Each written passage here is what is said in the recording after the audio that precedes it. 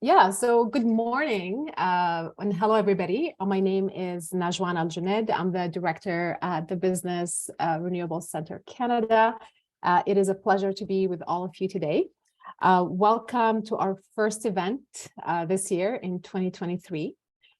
We have a couple of objectives today.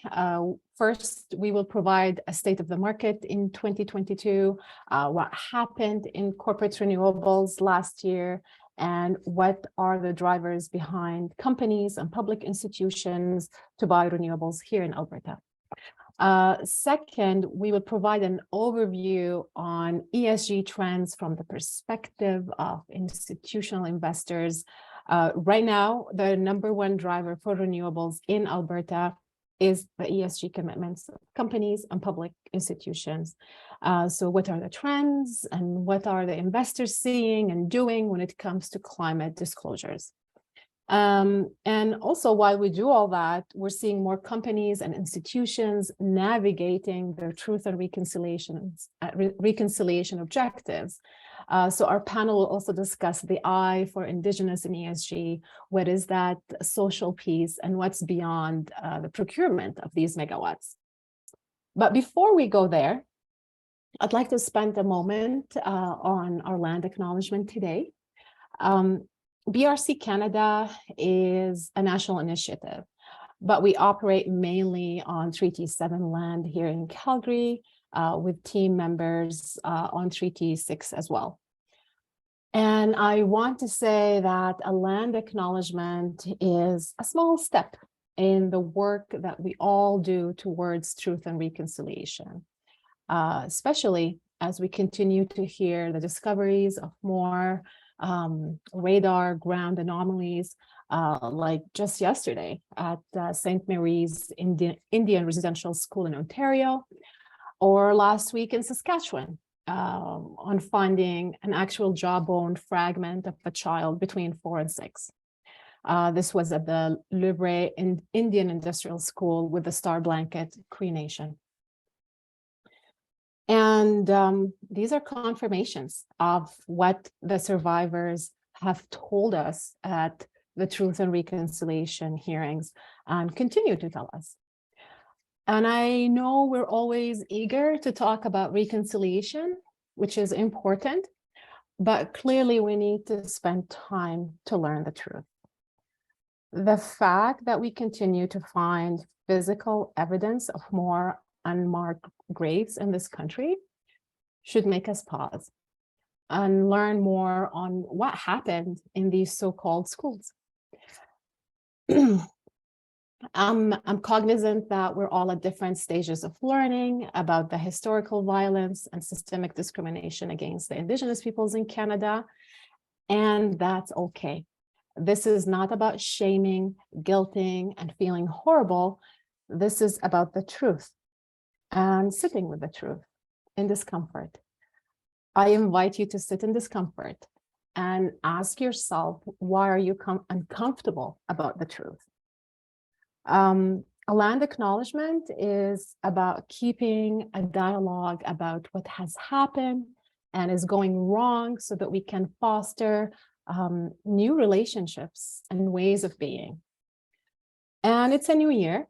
It's the season of new resolutions. I invite you to find your place in the journey of truth and reconciliation. And with that, I would like to end by saying that I am privileged to live on the traditional territories of the people of the Treaty 7 region in southern Alberta, which includes the Blackfoot First Nation tribes of Siksika, the Piikani, the Kainai, the Tsuut'ina First Nation, and the Stoney Nakoda First Nation tribes of Chiniki, Bearspaw, and Wesley. This is also the homeland to the historic Northwest Métis and Métis Nation of Alberta, Region 3. Thank you. I'm gonna switch now to the agenda, and I'm gonna start with an introduction to BRC Canada, what we do and why we do it. We'll then transition to the state of the market, what happened actually in 2022, and we will have time for a quick Q&A after that. Following that, we'll have our wonderful panel. I'm so excited actually to hear from all of them on the ESG trends and what happened and what they're seeing. And we'll also have a Q&A. So if you have questions, please throw them in the chat and we will ask them after each discussion. Next, please. Special thanks to our sponsor for this year's event, that's EDF Renewables. This is a solar and wind developer, an international company. They're also one of our founding participants in our community, and they also sit on our advisory board. Next, please. So why do we exist as BRC Canada? Our objective is to really simplify the education and learning on how to procure renewables through power purchase agreements. We do this through developing internal capacity for your companies across different teams. You need a dream team to help you procure renewables through a PPA. Legal, procurement, finance, and we tell everybody you need all these people on your side as a sustainability professional. And also we provide companies support throughout the procurement journey, and we offer cost-effective tools, services, and training for unlimited members of your company with special access to a portal in the back of our website as well. So that's why we exist, is really simplifying that process of procuring renewables, which translate into large-scale renewable projects in Canada. Next, please. And the model we have the energy buyers. These are the corporations and the public institutions. We have the wind and solar developers or suppliers, and we have intermediaries, and these are law firms and advisory services that help close the deals between these organizations. We do not get involved in any commercial capacity or business advice type of capacity. We help take the companies to that intermediate, high intermediate level. And then at some point, the company hires external legal counsel or an advisory service to close the deal for them. So think of us as a rocket launcher, and then off you go on your own. Next, please.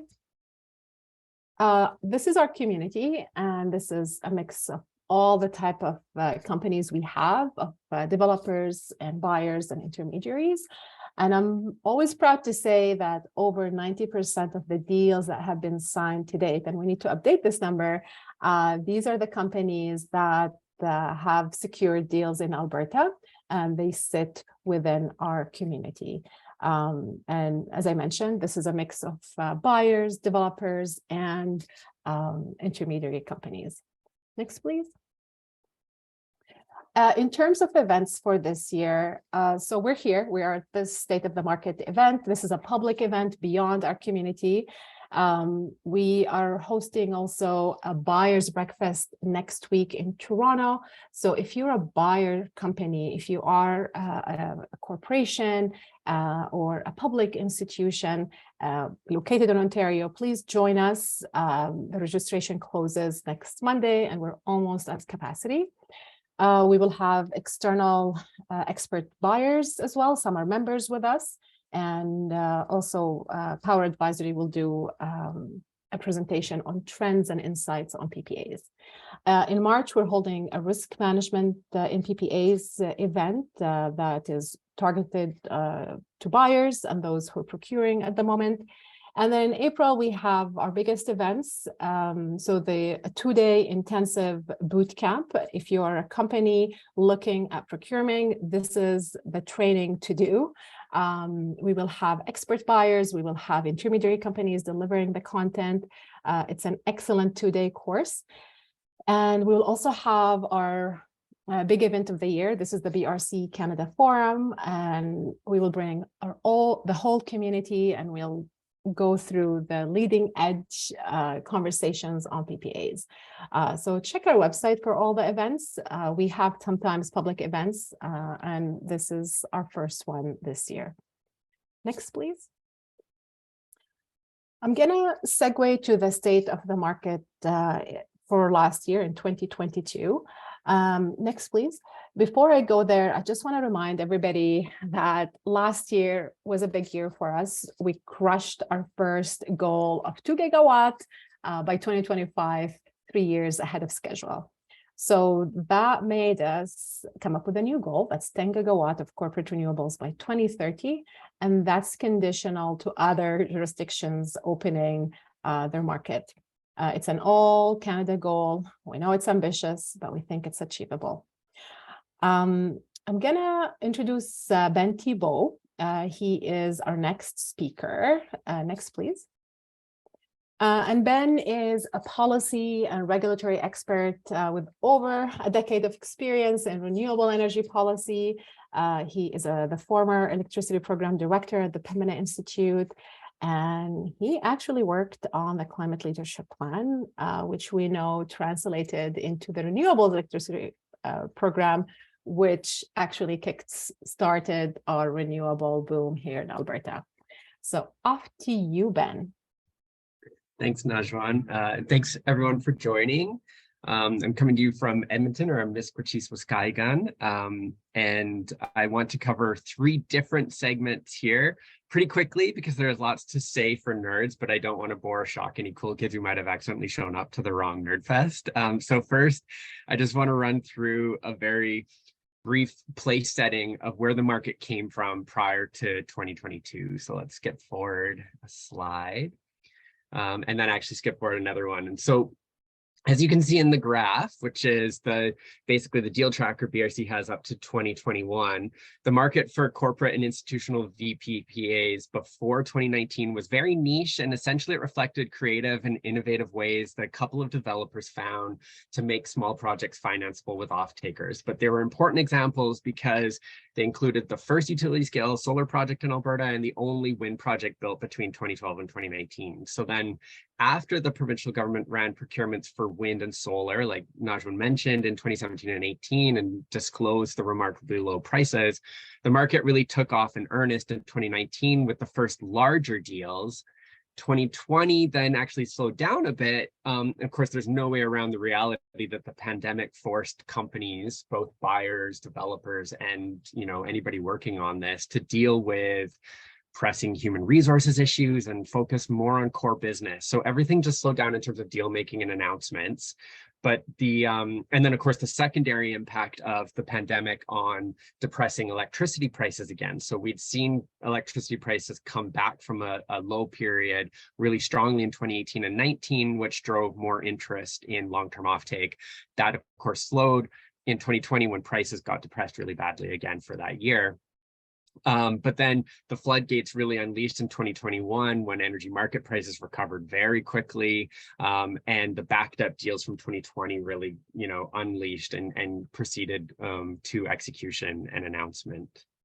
So that takes me to the second segment, which is where we've arrived, looking at 2022 in totality and some of the big notable developments, which I'll run through on the next slide. So, of course, the headline from 2022 was the market blowing past the original 2 gigawatt goal 3 years early, as Najwan already mentioned. But within the 8 deals announced last year, we can also see some other interesting trends. So we saw the first deal stacking, where the same project has now had a second deal announced. And in fact, that happened for 3 different wind projects in 2022, which is kind of interesting. And it's a new dynamic that makes sense for wind because wind projects tend to benefit from economies of scale at larger project sizes. So an efficiently designed wind project will often be too large for any one deal. And so the deal stacking idea makes sense. And we've also seen a couple of trends that first appeared in 2021 that are continued in 2022. And so let's jump to the next slide to get into that.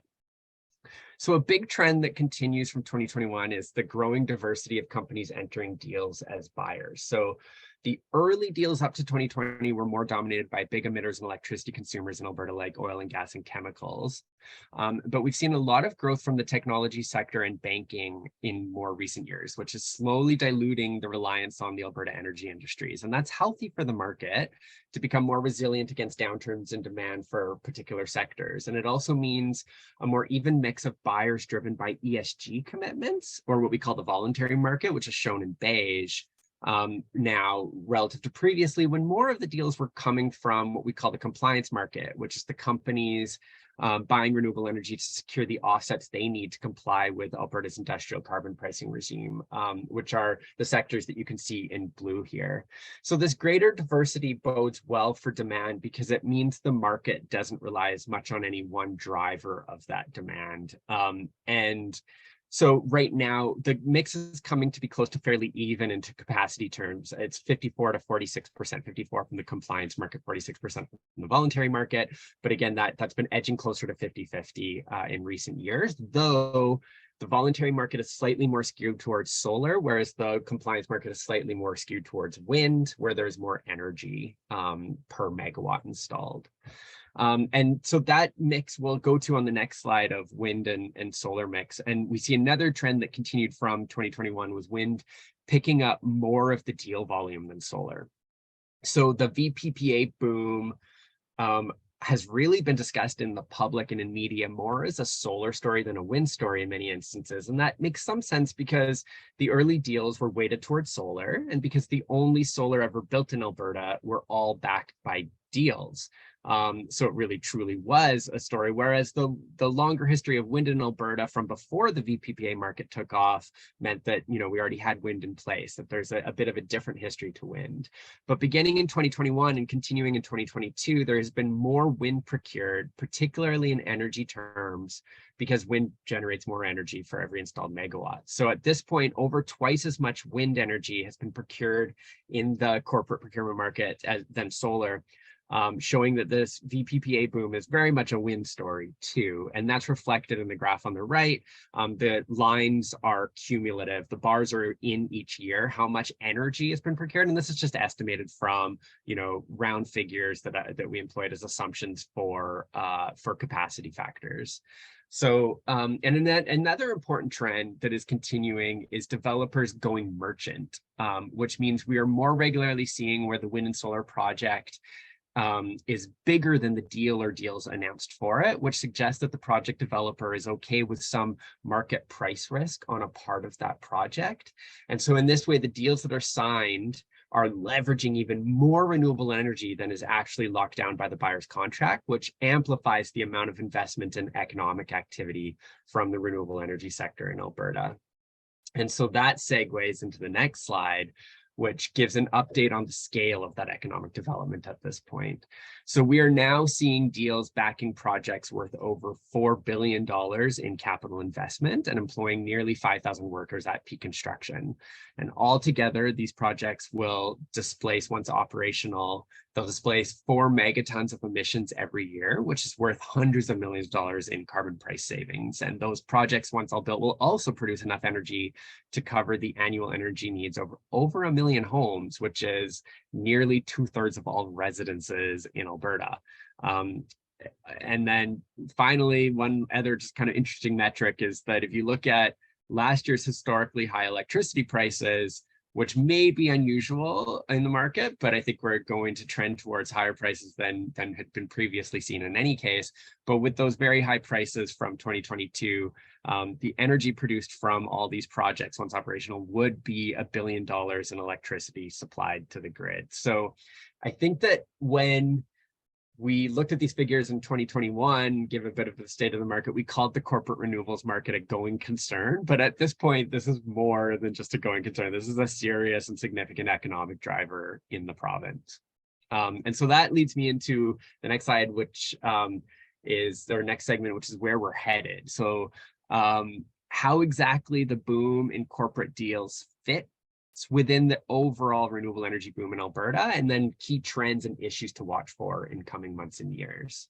So on the next slide, one interesting thing to look at is just how much of the dramatic growth in both wind and solar right now is coming from renewables. So we look first at solar. Let's start by noting solar's exponential growth in recent years. Having started at 15 megawatts of operating utility scale solar in 2019, there are now 77 times that much, breaking the 1 gigawatt mark last year.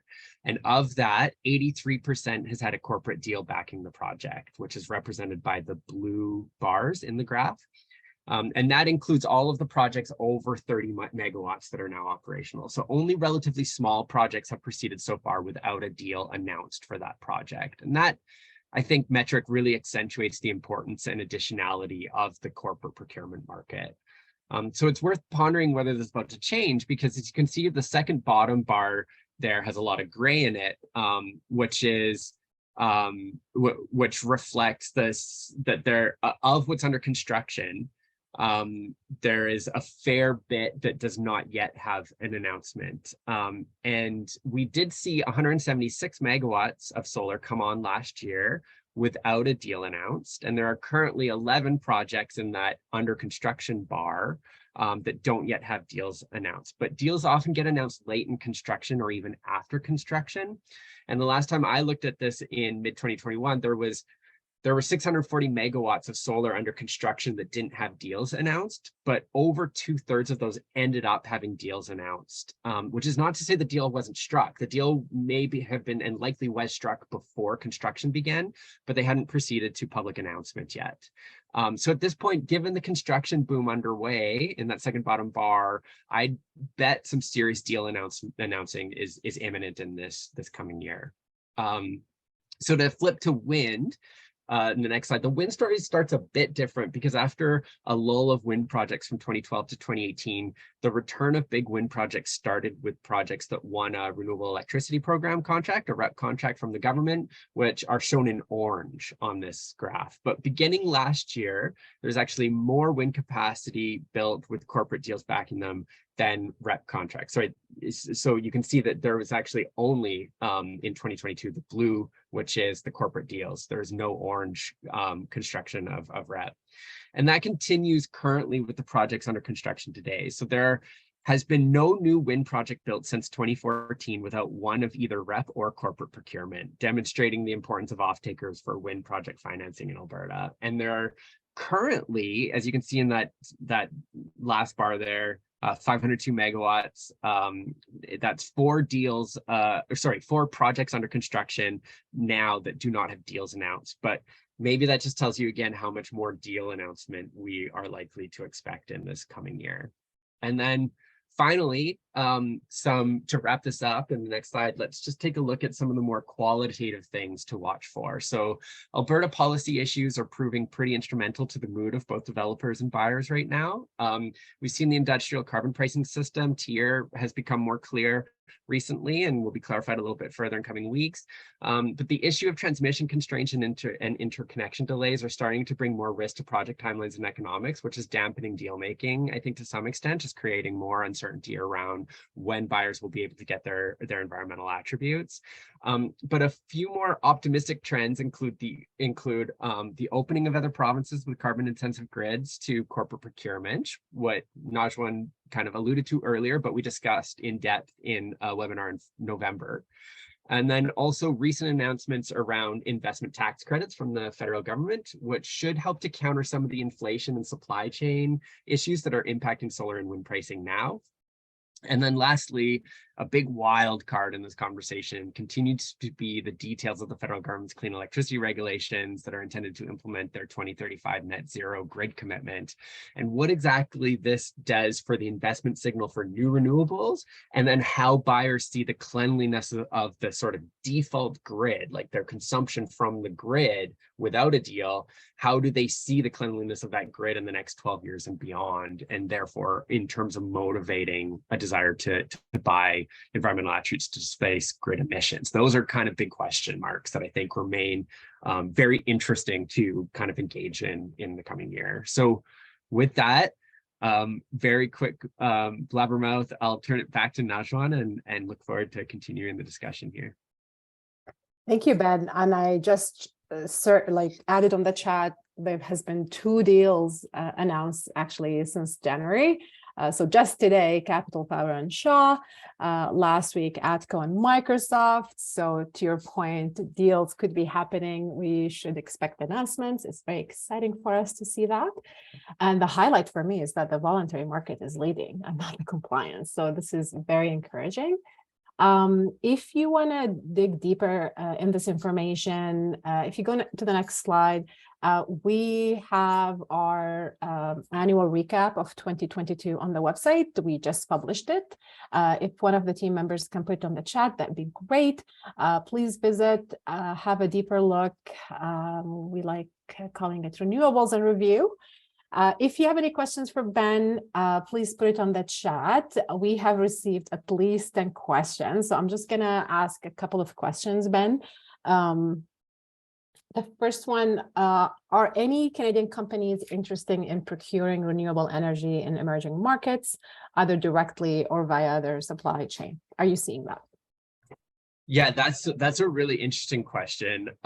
It's definitely happening as a global phenomenon with large multinational corporations with significant emissions in scope 3 from their upstream supply chains. And it's a big driver of, or it's like the dominant driver of corporate procurement of renewables in Asian markets.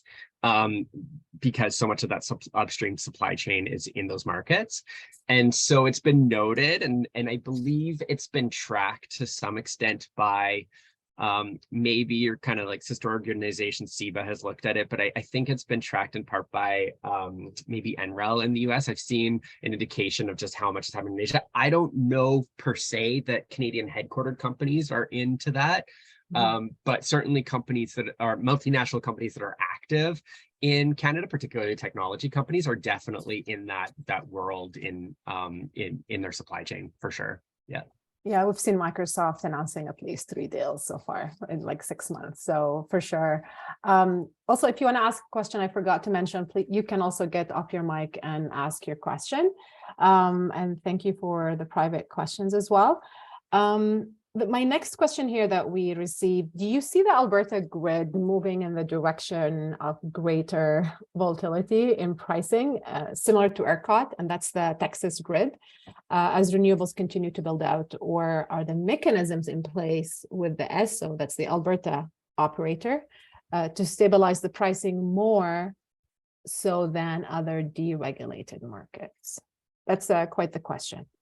Yeah, I followed it. So yes and yes. So yes, the AESO has some elements in place. I think the AESO is also pursuing and contemplating other elements and considering what rapid growth of intermittent renewables means for sort of market instruments that might be necessary in order to help preserve supply.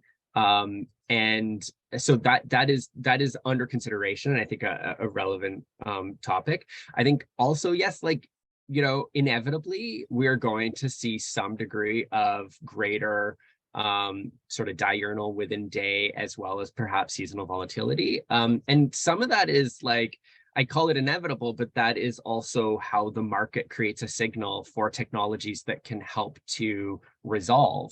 So through temporal arbitrage, we can see storage come along, and like, where is there an investment signal for storage unless there is some degree of price differential over a certain number of hours in the day, or for different types of storage technologies, even over multiple days or weeks and months. And so, yes, and this is a part of how a market evolves. And if we trust the market to create signals for investment, it's part of what's going to happen. But we do have technologies that are maturing and becoming more economic that can help to resolve that circumstance. Mm-hmm. Okay, thank you. I'm just going to ask one last question. Considering the time, I'm going to ask on prices because everyone is always interested in the pricing. Where do you expect prices to go this year? Yeah. So I could take that as being about the Alberta market price, which was very high last year. And it's impossible to predict these things. And people who try, I'll tell a tiny little story and not name names, but I think there was a CPC article in September where a well-known modeler in the Alberta market noted that the prices to date had been averaging in that year $140 per megawatt hour, but anticipated that the year would close out at an average of 120. So with only 3 or 4 months left, they must have assumed some sub $100 prices, and instead the year closed out at $160 per megawatt hour. So I sometimes wonder why we bother with quantitative modeling of pricing in this province's energy market. It's totally unpredictable. It's really hard to know. We do know that new supply in the form of a couple, particularly in oil sands cogeneration, as well as a new combined cycle plant should help with that. We also have a lot of renewables coming onto the grid, and so long as they're not constrained by transmission constraints, we'll be able to supply lower cost energy to bring down the market price. So when that comes along, that wind and solar, it's kind of like it's incremental and small. It's ready to come along as soon as it can connect. Some of those bigger projects have been a little bit delayed lately, like the combined cycle plant I'm thinking of, got delayed from October to December recently. So I think this year stands to be a fairly high energy market price. But then beyond that, once we get supply, that could shift. For VPPAs, we have a really, what is the strike price, or what is the LCOE of wind and solar in the market? We have two combating forces, one being supply chain constraints and inflation pushing up, but a really important one being a fairly healthy ITC from the federal government that will help to counterbalance that.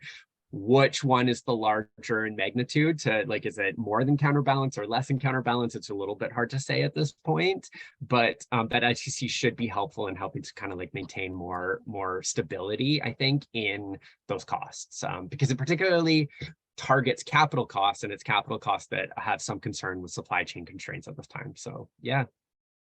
Fantastic. Well, thank you, Ben. That was very comprehensive. And if you want to dig deeper into the content, please download the report, or Renewables Review report. And I'm going to transition to the panel. Good here with Q&A. Okay, so our first panelist that I would love to introduce here is, next slide, please, Erin Flanagan from PSP Investments. So Erin is a strategic leader with over a decade of experience advising senior leaders in government, NGOs, and the private sector. She is the lead on implementing PSP Investments' the climate change strategy. It was just launched last year, and it provides guidance on emission reduction across its investment portfolio. That's a big job, Erin. I'm excited to just follow your presentation. Our next speaker is, next slide, please, is Joseph Bastien from Share, and he's Anishinaabe, Ojibwe, and a member of the Wickwim Mekong unceded territory. Sorry if I butchered this, Joseph. And he has over 20 years of experience working with Indigenous communities and organizations, advising Canadian and international governments and corporations on Indigenous relations and reconciliation strategies. Welcome.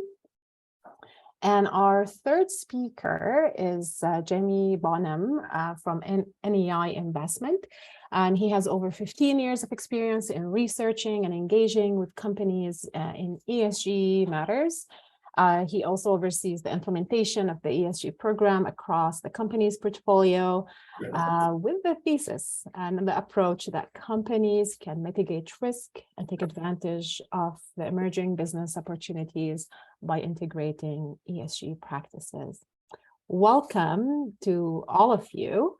We're going to get started with Erin, and then we'll have a discussion as a panel. Go for it, Erin. Next, please. Amazing. Thank you so much, Najwan, for the introduction. Hi, everyone. Really happy to be here with you today.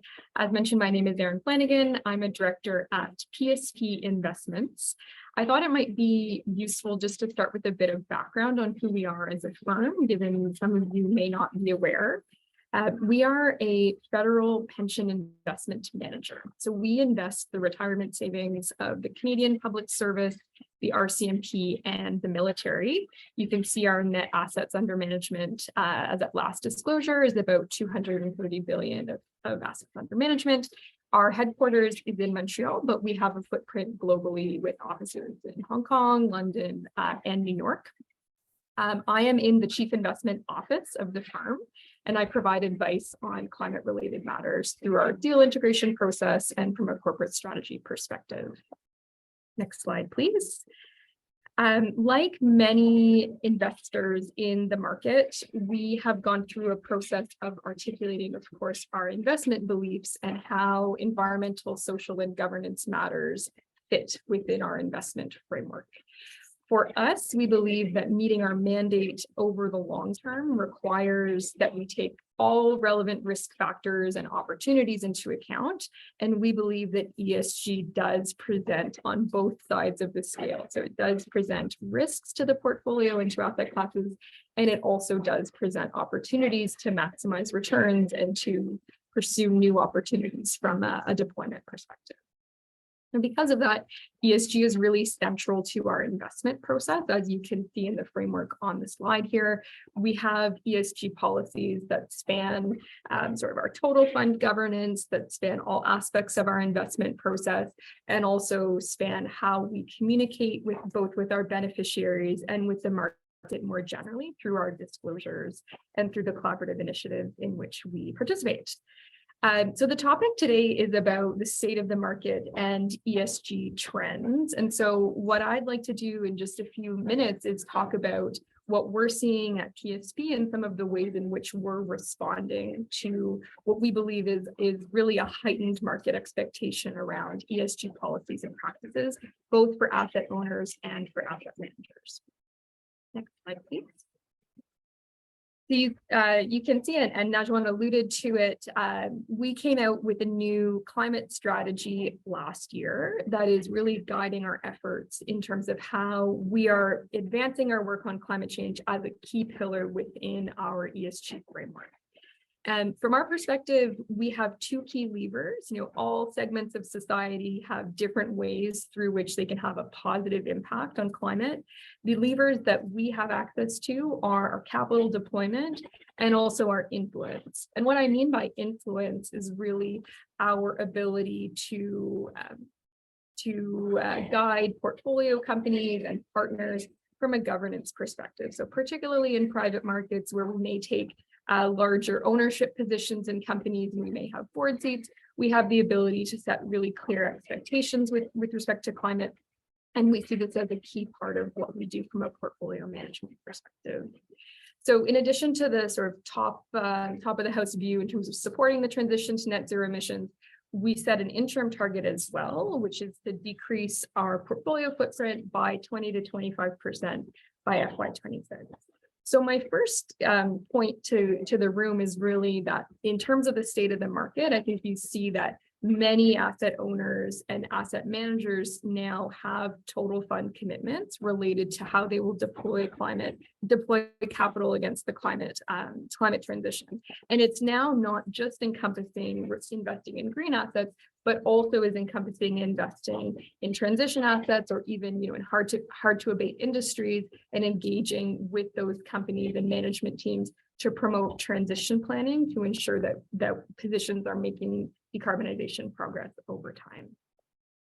Next slide, please. So at PSP, we certainly wanted to contribute positively to this change in the market. And our view is that there were lots of different taxonomies that were being developed to try to guide sustainable investment activities. There's actually nothing that was both bespoke for Canada and that would be bespoke for a multi-asset class investment firm. So generally speaking, taxonomies tend to be focused on real assets, so infrastructure, real estate, agriculture, natural resources, and so on, because these are assets that have a direct impact from an environmental perspective, given the role that they play in the economy. But PSP is not just a real assets investor, though of course we do that. We're also invested in fixed income, we're invested in public equities. And so we wanted to have a taxonomy that would span all of our investment strategies and would also span all segments of the economy. So we didn't want a taxonomy just focused on green. We wanted a taxonomy that would tell us our baseline relative to both climate risk and climate opportunity so that we could engage with our portfolio companies to move them sort of laterally against this axis and eventually unlock decarbonization over the whole period of our investment. So there's more information available online about this taxonomy. We recently published a white paper, but really, I think that the key message here is that investors are increasingly getting specific about what it means for them to support the Paris Agreement and what it means for them to support the transition to low carbon emissions. And it's not just a story about investing in green assets. Next slide, please. So our climate strategy encompasses all three of these categories of assets, and using our capital and influence levers, we're really looking to find synergies across the portfolio. So it is not a divestment strategy, it is what we call the graduation strategy. So for example, with respect to our carbon intensive positions that we have in the portfolio today, we're really working with those portfolio companies to develop mature transition plans to graduate them into the transition category. And then perhaps over time, if they're very successful in decarbonizing their operations, they could be classified as a green asset. Though for some positions, the journey will end at transition and they won't be able to actually get into the green asset category. And so, I think part of what we're trying to do here is also think about decarbonization from a value creation perspective. And of course, as investors, that's the primacy of our mandate. And so we need to be thinking about how are we maximizing returns while also unlocking decarbonization progress across the rest of the economy. Next slide, please. So this is just a little bit more information in terms of how the taxonomy works and some of the subsectors that are included from a mapping perspective. For this audience, you all are our favorites. You are dark green assets. Generally speaking, if you are a renewable developer, or even if you work in a company that is procuring renewable energy, that is certainly helping to reduce the carbon intensity, obviously, of the scope 1 and scope 2 of the operations, which moves you positively against this GHG threshold. So I think that another key message from my perspective is that investors are really looking for portfolio companies to be able to articulate quantitatively through data and also through capital expenditure programs, how they intend to align their business with low carbon frameworks. And so being able to tell a story of moving from a hard to abate asset to a light green asset over a 5-year period, and really helping your investors think about how their capital can be put to work to support that transition. Next slide, please. And then at the end of the day, our philosophy and our hypothesis is that if we are able to maximize both directions of these axes, so if we are able to reduce carbon intensity and improve the credibility of transition plans, we'll be moving individual companies, individual portfolios, and eventually the total fund diagonally across our framework, which we believe will be maximizing the green premium available to us upon exit or upon disposal of those investments. So it's really a strategy, again, that's related to value creation, and that's related to a hypothesis about increasing the exposure to the good side of climate and reducing the exposure to potential risk. Next slide. So I'll leave it there. And if you have any questions for me or would like more information on what we're doing, feel free to look at PSP's website, where we have quite a few different documents that go into more detail on our disclosures and our approach. That was great. Thank you, Erin. And I see questions are coming in. We could leave them to the end of the panel because there's quite the intrigue. And I'm also intrigued that it is an in-house taxonomy. I think that would be an interesting explanation to everybody. I'm going to call in next our next speaker, Joseph Bastien from Share.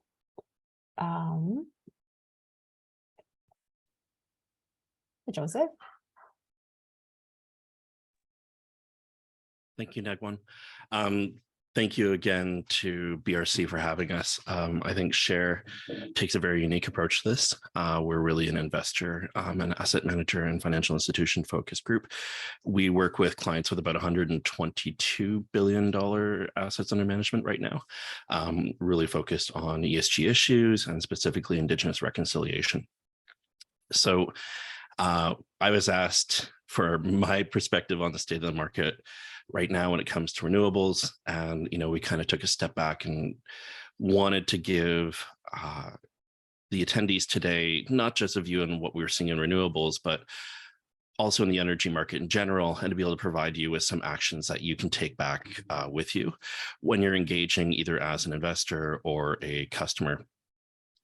So the point I really want to make today is that there's a growing expectation that companies can provide regular, clear, and transparent and audible updates on their activities that intersect with Indigenous rights, title, interests, and advanced Indigenous economic reconciliation.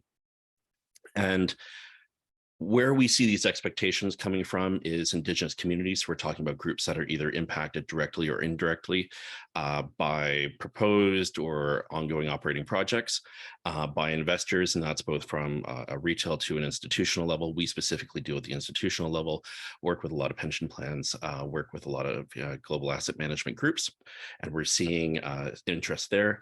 Financial institutions, we're getting a lot of inquiries from lenders to projects, so people who are underwriting or backstopping or doing bond issuances for the development of projects are asking these questions. We are also integrating with securities regulators, so both the CSA and provincial securities regulators on these issues, and we're seeing it from customers as well. Customers asking, how do we ensure that the companies operating within our supply chain are operating a way that is reflective of our values, that is advancing our own efforts on Indigenous reconciliation, and not contributing to issues of legal or reputational risk for purchasing companies. So just to define a couple of terms here on what we're looking at, when we talk about regular, clear, transparent, and audible updates on activities, what we have right now is the state of the nation is that companies do not report their activities on Indigenous issues consistently. They do not report them regularly. There is no standardization. The terminology is not standardized. And generally speaking, if a company is providing any sort of reporting or insight into their activities, they're telling the really good story. It's rare that you'll have a company that'll proactively talk about any of the issues that they have. So for us, when we talk about regulator, we want it updated often. For investors, especially in financial institutions, and for regulators, they want to be able to see the change over time. And that may be, your annual, disclosure to investors in your AGM, but really we're looking at something along the lines of quarterly updates, if relevant. Clear is really developing metrics and methodologies that are relevant and understandable, and qualitative and quantitative. So when we hear companies reporting on their Indigenous activities, often they'll talk about, here's the wonderful thing that we're doing with this particular community. We gave this much money. We're working on hiring. Apologies.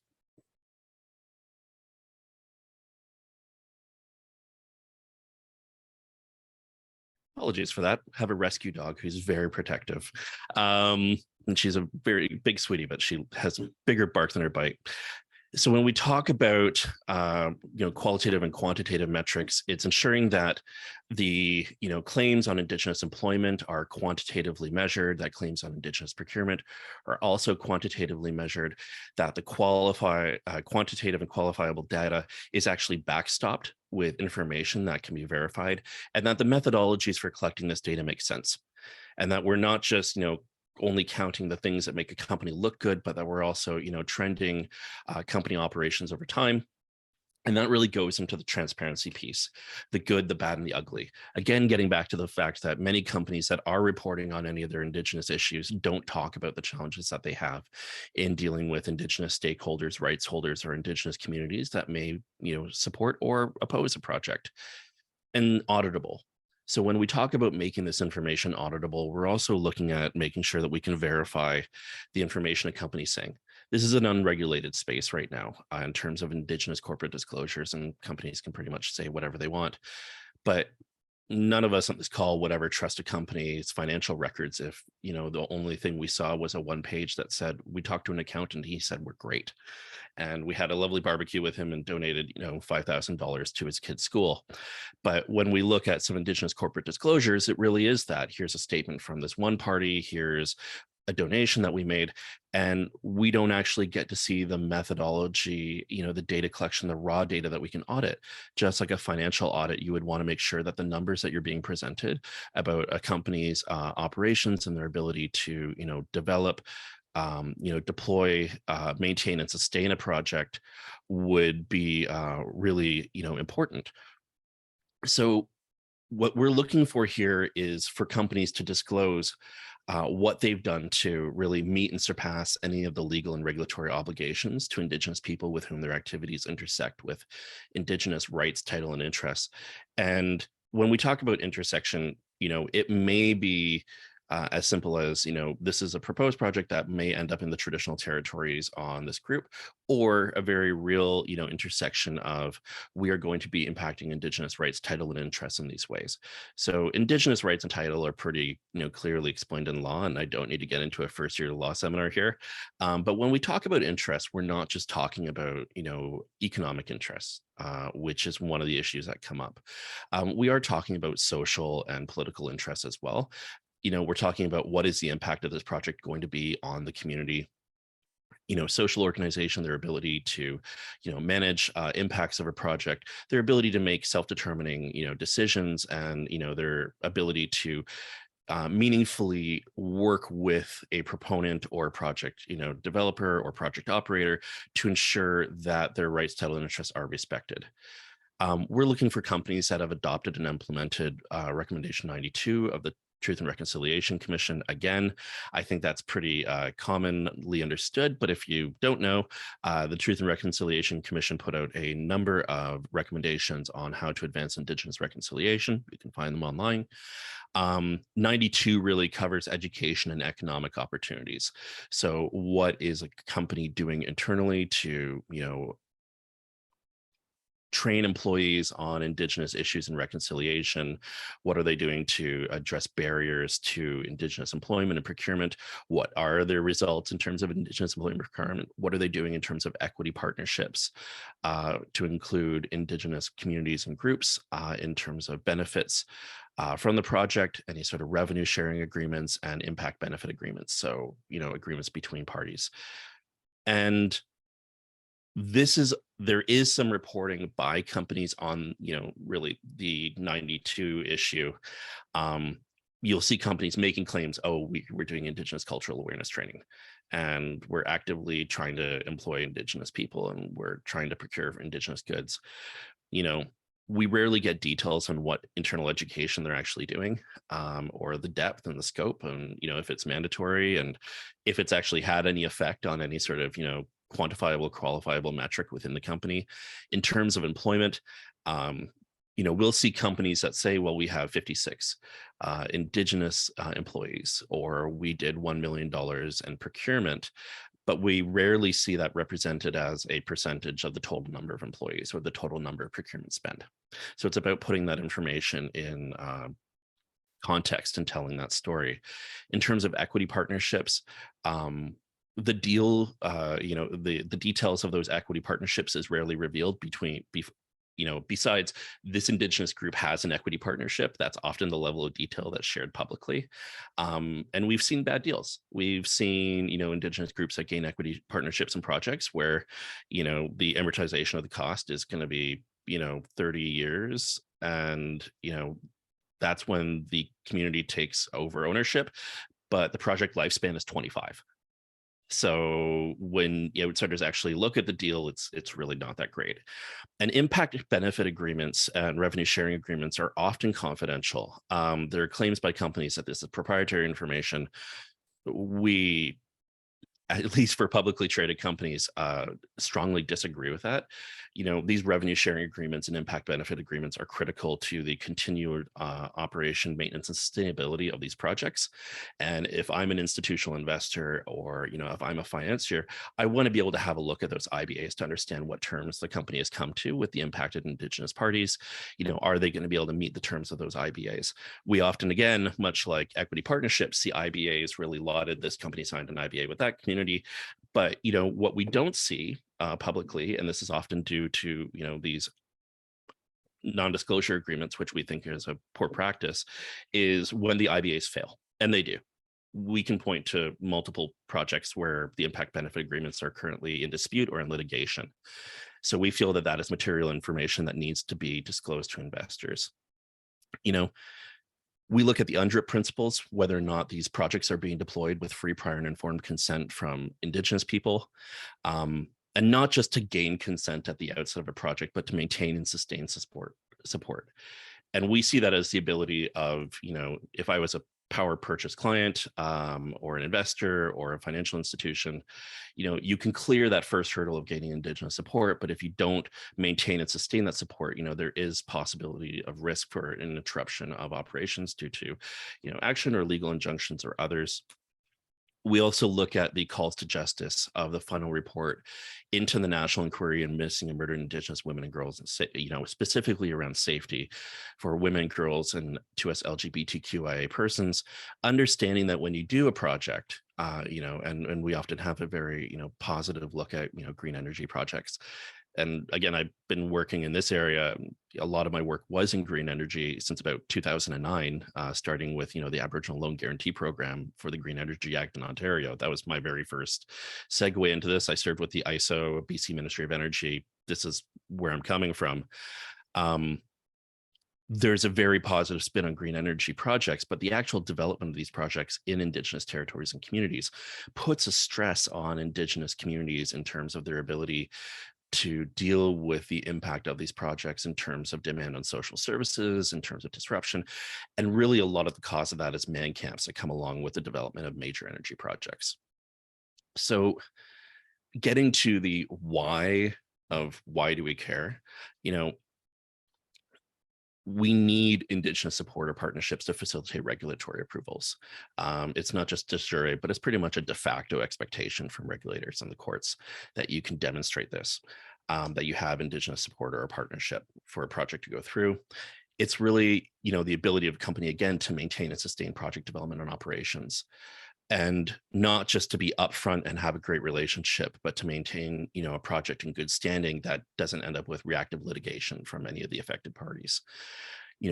We've also seen a failure of voluntary standards to meaningfully include Indigenous peoples and adequately address Indigenous issues.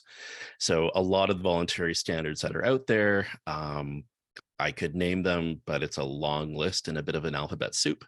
But, there is low to no involvement of Indigenous people in the development of existing ESG frameworks. Straight up. We are doing an international environmental scan on ESG frameworks right now.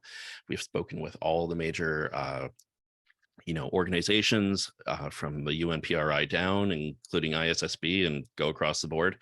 And we are not seeing any meaningful involvement of Indigenous peoples at this point in the development of the standards. And when there is reporting on Indigenous issue, it is through these voluntary standards, which vary really in depth of inquiry, efficacy, and transparency, right? The company doesn't have to disclose, what they've reported under these standards. There are different standards. Some of them are confidential. And so we see claims being made, oh, we've met X standard, or, oh, we're meeting this, or, oh, we're gold certified by whomever, and we don't actually get to check the homework. And that's highly problematic in terms of these statements. So the current state of this is, we're getting increased attention from the above parties. The voluntary standards are being revealed as inadequate, and we're trending towards action by regulators to protect investors and the integrity of the markets.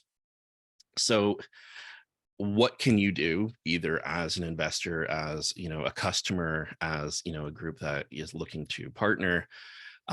It's ask questions right now. You can ask questions today. You can go to that company and ask them to identify Indigenous parties where their operations intersect or infringe on Indigenous rights, title, and interest. That is a very clear ask that they should be able to deliver. You could ask them what kind of legal and regulatory obligations they have to Indigenous peoples who they may intersect with or impact upon, and what their strategies are to address these, and what they're using as best practices to benchmark their strategies there. You can ask what they're doing to consult and continuously engage with Indigenous people. What's their plan?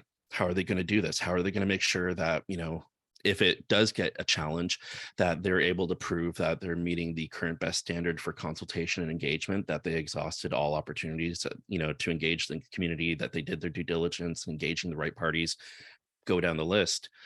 I would be asking, what kind of agreements do you have? Do you have revenue sharing agreements? Do you have impact benefit agreements? Is there anything that you are considering proprietary or have an NDA on that we should really be aware of, that would materially affect our decision on whether or not to engage you as an investor or a client?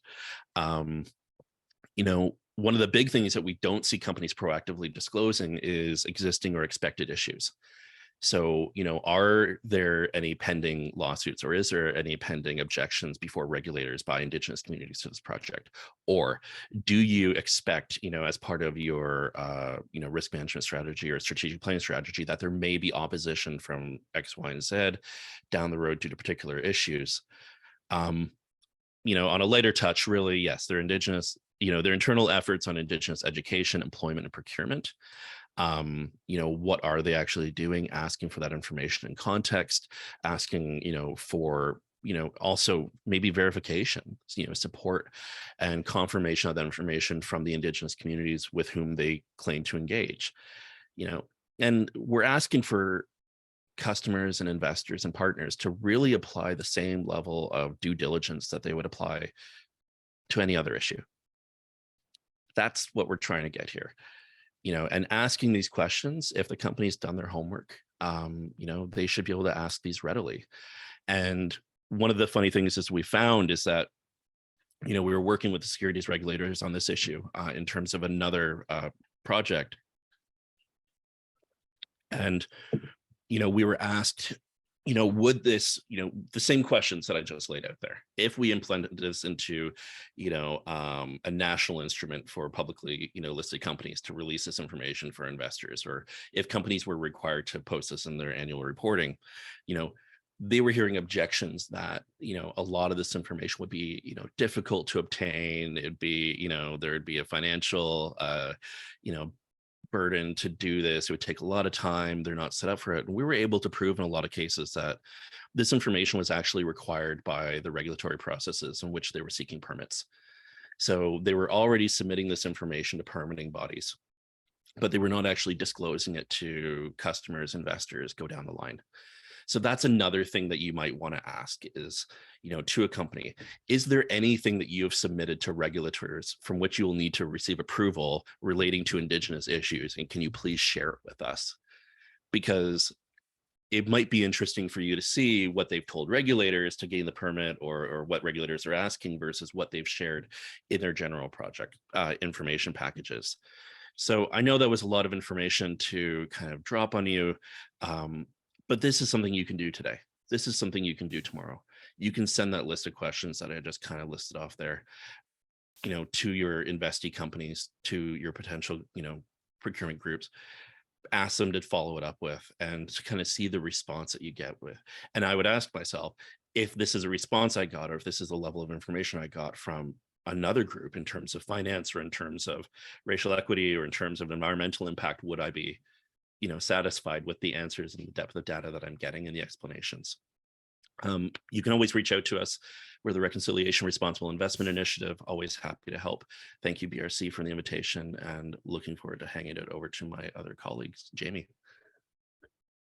Thank you. This was wonderful, Joseph, and it was interesting. The lack of standards is really enlightening here. I love the pragmatic questions that we can actually apply right away. I will invite Jamie to join. Great, thank you, Najwan. And so I should be able to get through this quickly so we can get to some questions. Says I'm going to talk to just two key messages here when we talk about trends in ESG. Just as background, been at NEI. We are a retail fund who's focused solely on ESG. We've been around 35 plus years. I've been at the firm 15 plus years. And so that sort of colors my take on things. But two key messages.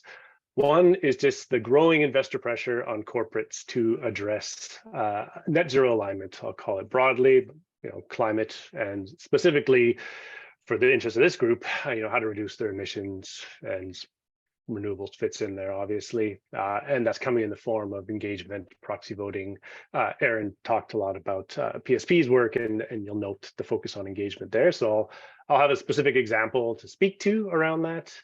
And then the second key sort of message is around the increasing scrutiny of investors themselves, right? So when it comes to ESG practices broadly, or specifically when it comes to climate and net zero strategies, there is enhanced scrutiny of investors that reinforces that first point, right? So the pressure on investors is a trickle down to the corporates in that we then have to go to our portfolio to ensure that we are doing what we're saying when it comes to both ESG and climate specifically.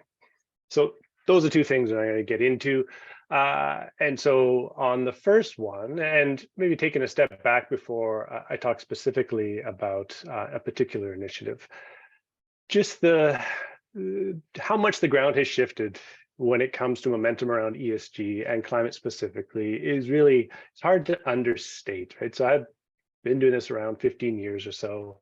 And probably the best example of how much this has shifted is looking at the various shareholder proposals that end up at AGMs of companies on ESG in general, but also climate specific. So I remember filing my first resolution 15 years ago. If we got to 20% support, we were ecstatic, right? Like we had done well.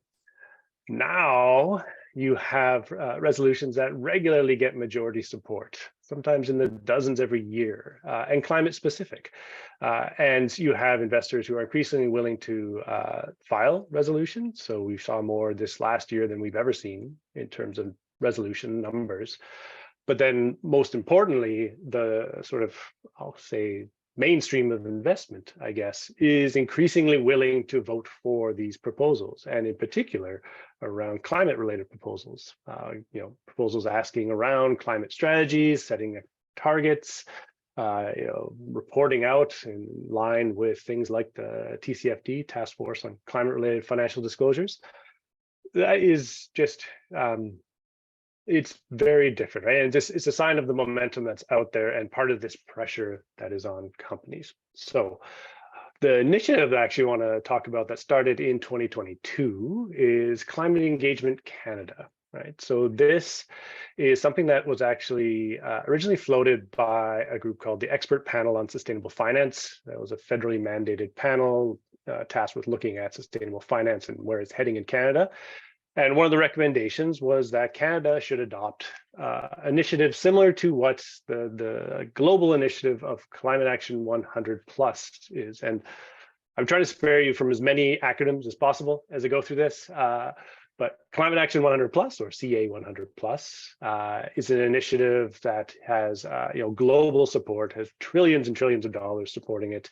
And the goal of that initiative was to have a concerted investor push on specific climate asks that were shared across those investors. And it was an engagement program, 100% focused on engaging companies, 100 plus biggest emitters in the world. Now, Canada had a few names on there, but really the vast majority of the Canadian market's not big enough to fit that. So the recommendation from this expert panel was, let's do something in Canada. Thus, Climate Engagement Canada was born. So the initiative is an investor collaborative. It has some 36 different investors involved, a bit over 4 trillion in AUM represented by those investors. It is just to give you a picture, a very organized effort, right? There is a secretariat. Actually, Cher, who Joseph works for, is the secretariat for the initiative. There's a steering committee, there's a technical committee. It's largely funded by founding participants, such as NEI is one of them. And the goal of it is to work collaboratively together. I think we have about a 3-year window. It'll probably be rolled over. And there's a suite of expectations that we have from a climate perspective that will engage companies. So there's 40 companies that are on the target list. They could range across sectors from like retail through to actual oil and gas firms, right? And there's 5 key asks to it. So first one is implementing strong corporate governance when it comes to climate. The second is to develop a strategy to achieve net zero by 2050. The third is setting robust targets that align with that pathway to net zero. The fourth is disclosing in line with the TCFD. Again, that's the Task Force for Climate-Related Financial Disclosures. And then the last is aligning advocacy activities with the goals of the Paris Agreement. And so it's within that ask really around strategy and targets that's relevant for the group today. So what the group is, so we're talking to companies and asking them to set robust targets and lay out their pathway to get to those targets. And in many cases, we're talking about their scope 2 emissions, and really a substantive way to do that is through things like PPAs, right? And we're also just we're talking from the side of the supply side, so utilities all the way through to the demand side, say like major retailers.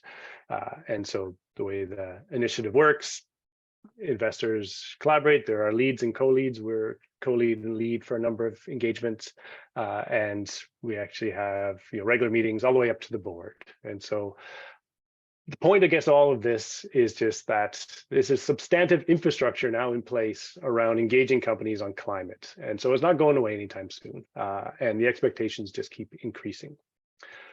And now on to my second point, which is around the expectations of investors. And so increasingly, investors are expected to be able to prove that they're living up to the claims they're making around ESG and climate specifically. This comes in both voluntary and regulatory forms.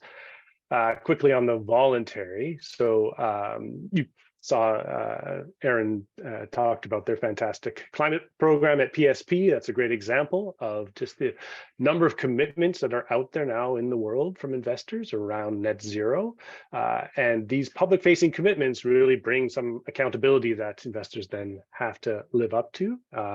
The number of asset owners and asset managers who have committed to a net zero pathway just continues to grow each year. It really started a couple of years ago. There are initiatives such as the Net Zero Asset Managers Initiative, the Net Zero Asset Owners Alliance, and really what these are public commitments to set various targets to reduce the portfolio emissions of your portfolio.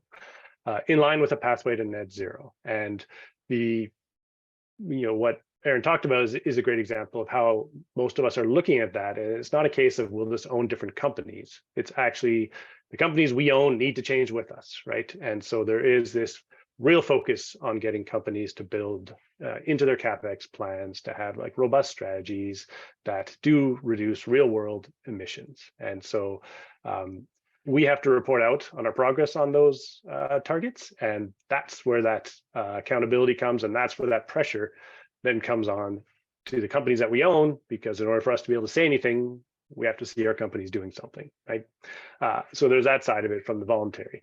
On the regulatory, very quickly, this is a really quite recent development in the last 2 years, really, where we've seen regulators really start to step up when it comes to assessing what investors are saying about climate.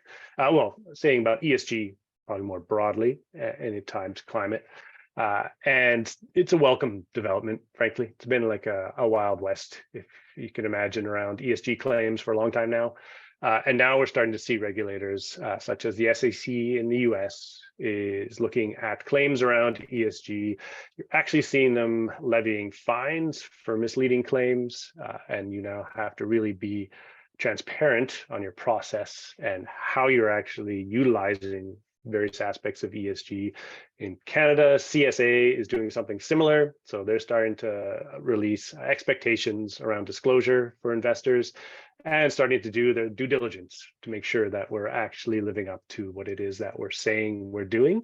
And I think it's speaking as someone who's at the receiving end of those requests, it's a learning process, right? Like the regulators figuring this out. They're not well steeped in ESG, and so they're sorting their way through this.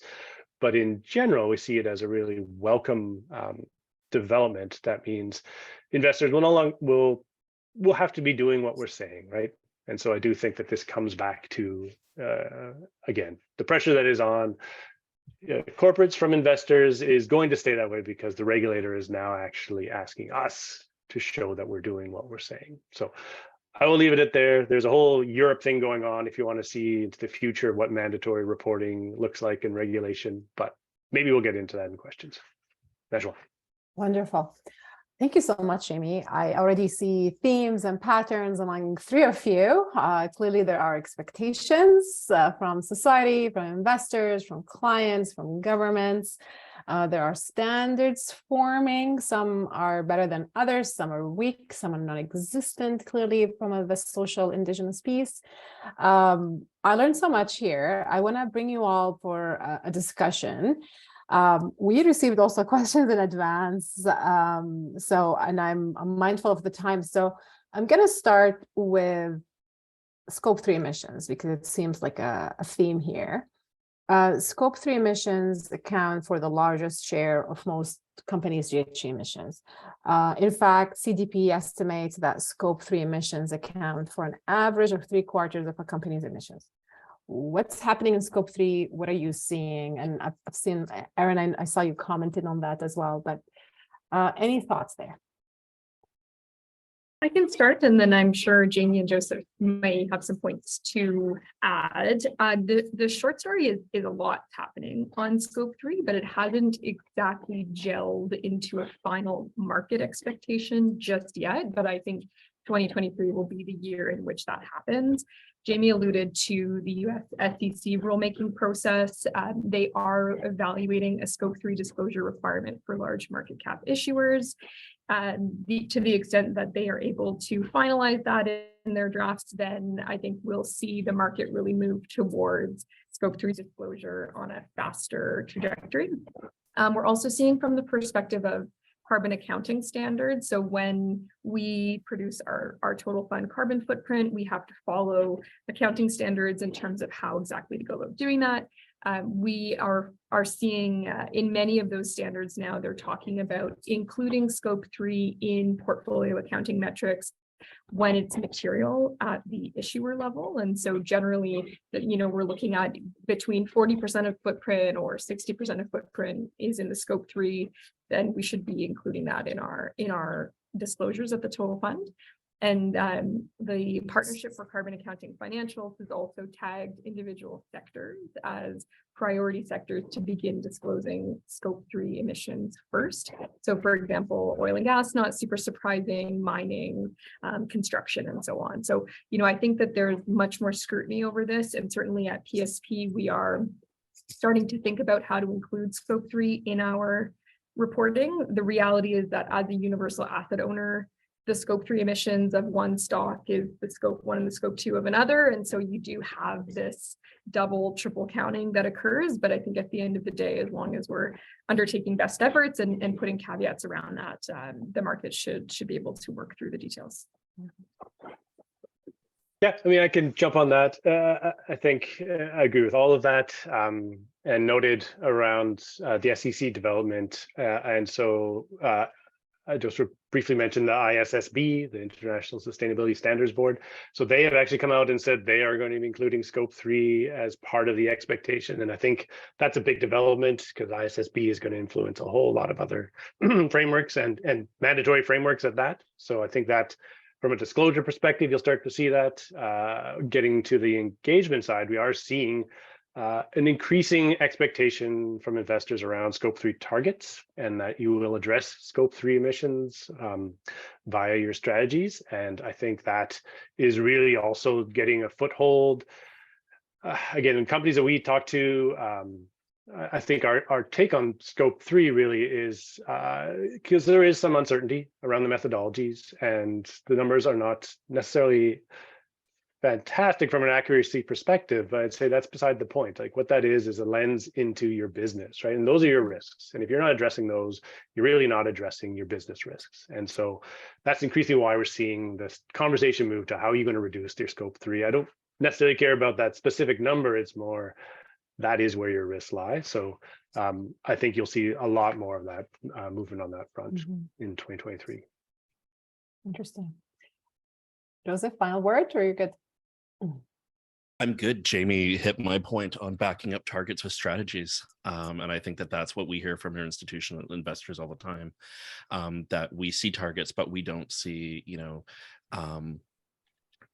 short-term, medium-term, and long-term planning and really how the company, not just a broad strategy, but really how it's going to affect operations and other projections from that company. And it applies to Indigenous, applies to Scope 3, and having that kind of explanation is critically important to the investors that we represent.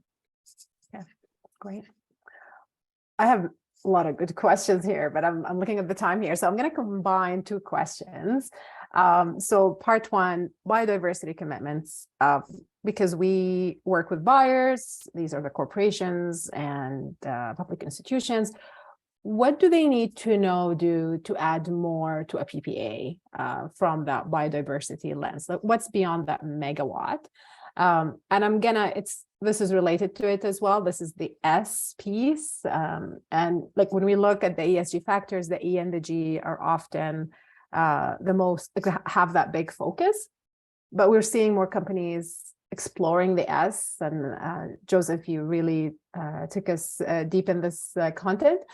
What are the resources that you would like to point for companies to look at as they build that social aspect and that biodiversity aspect?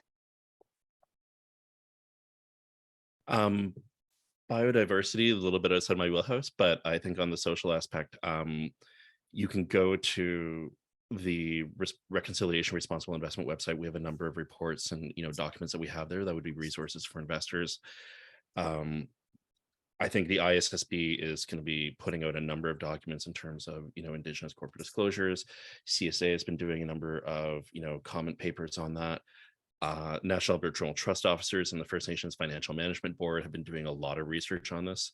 And we're going to be putting out an international environmental scan probably within the next 2 months on Indigenous corporate disclosures and questions that companies can and should be asking for. And we've been doing webinars probably almost monthly with different organizations. So I would just really keep an eye out on the RRI LinkedIn page, the share pages, NEI Investments. We work with them very often. And I think you guys share some of our stuff as well.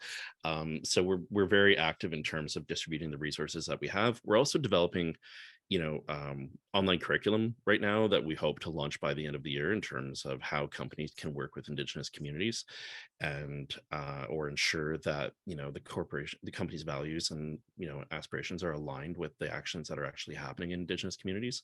So that'll be something that we'll be offering for free by the end of the year. Yeah, it's and really there's new work coming on this every day.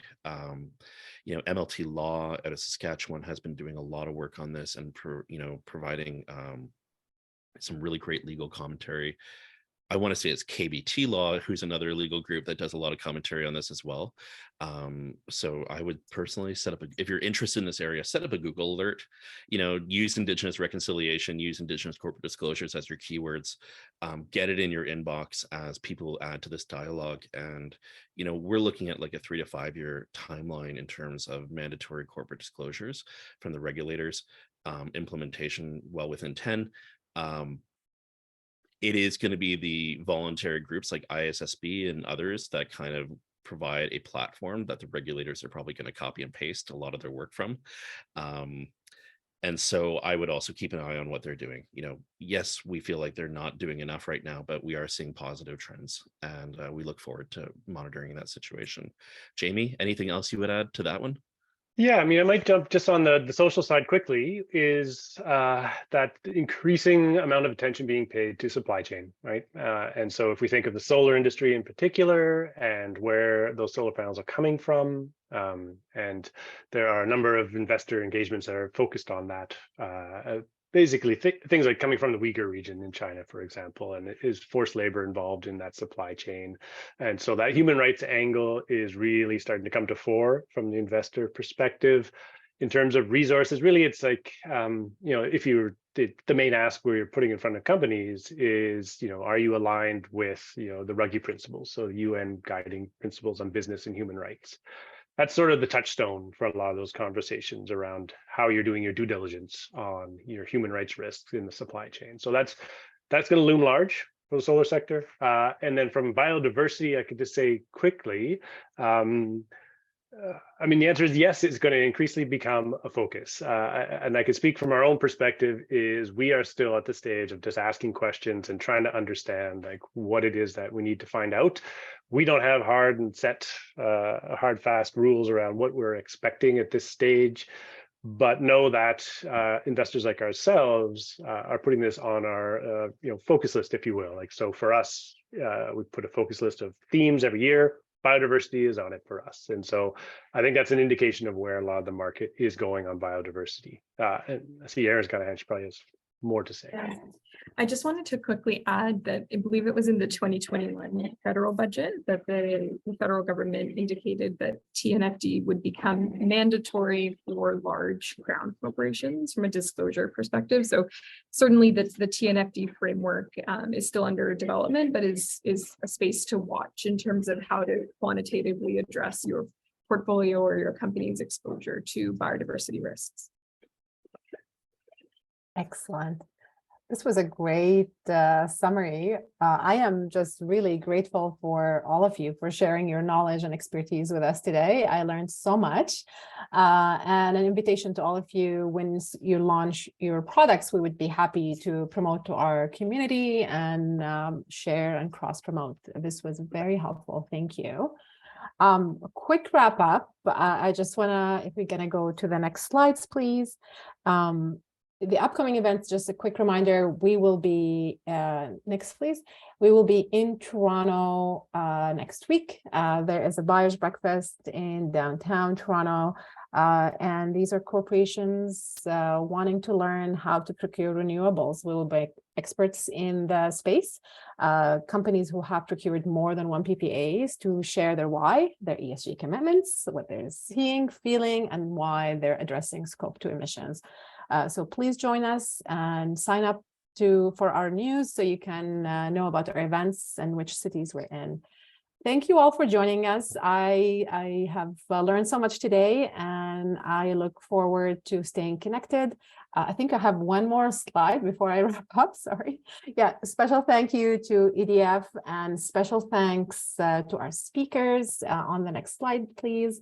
Thank you all again, and I am sure we will cross paths and you will hear from me very soon. Thank you. Have a good day, everybody. Thank you so much. Thanks, everyone. Bye.